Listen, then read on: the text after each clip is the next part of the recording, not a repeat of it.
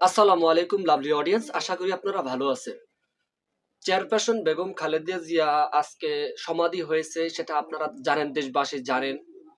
তো এরই ভিতরে ক্রীড়া অঙ্গনে আসলে অনেকটা প্রভাব পড়েছে। এর আগে আমরা কন্টেন্ট করেছিলাম যে ভাই এই বিতর্ক বিপিএল বা এই গুবলেট বিপিএল এই বছর না দিলেও চলতো।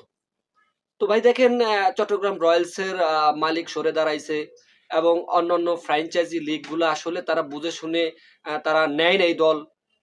বাংলাদেশের পরিস্থিতি প্রেক্ষাপট নিয়ে আসলে তারা কিন্তু যৌক্তিক কথায় তুলে ধরেছে। বিশেষ করে ফরচুন বরিশাল, মিজানুর রহমান, তিনি এইবার বিপিএল অংশগ্রহণ করেন নাই। দেন খুলনা টাইটান্স আগে একটা সময় ছিল, তারাও এই বছরও আর কি নেয় নাই, এবার ডিরেক্টলি তারা নেয় নাই, অজুহাত আর কি দেখাইছে। এটা হচ্ছে মেন কথা। দেন কুমিল্লা আর কি ফ্র্যাঞ্চাইজি গত বছর তো আহ, মানে গত বছরে নেয়নি, এই বছর নেয়নি, অনেক রাজনীতি ইস্যুস আছে। তো মোট ৬টি দল অংশগ্রহণ করেছে এবার ২০২৬ বিপিএল এ। সুতরাং এই বছর না দিলেও চলতো।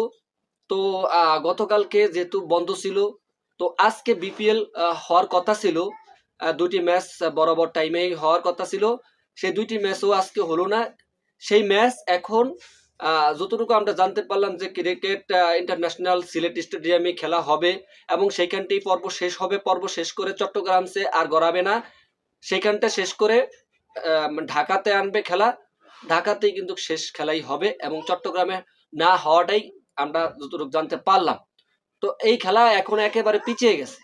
তো খেলাগুলা মানে ৪ই জানুয়ারি হবে না, একেবারে ৫ই জানুয়ারি শেষ হবে, মানে সিলেট ইন্টারন্যাশনাল ক্রিকেট স্টেডিয়ামে। তো অনেক অনেক লং টার্ম এখন বর্তমানে বিপিএলটা। তো আজকে হলো না, গতকাল হয় নাই।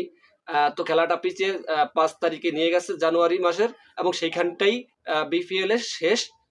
প্রথম পর্ব শেষ হবে, দ্বিতীয় পর্ব হওয়ার কথা ছিল চট্টগ্রামের, কিন্তু সেখানটা হবে না যতটুকু আমরা জানতে পারলাম। কিন্তু শেষমেশ খেলাগুলা কমিয়ে দিবে যতটুকু জানতে পারলাম, ঢাকাতে বিপিএল এর খেলা সমাপ্তি করবেন।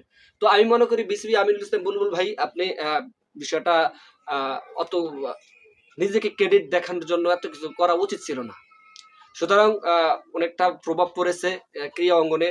তো সাকিব আল হাসান অনেক পোস্ট করেছে যে বেগম খালেদা জিয়ার জন্য, এবং সকলেই কিন্তু পোস্ট করেছে, আপনারা জানেন। তো এই হচ্ছে আপডেট। বিপিএল এবং অন্যান্য খেলাগুলা নিউজ দেওয়ার চেষ্টা করতেছি, আপনারা আমার পাশে থাকবেন। That's all.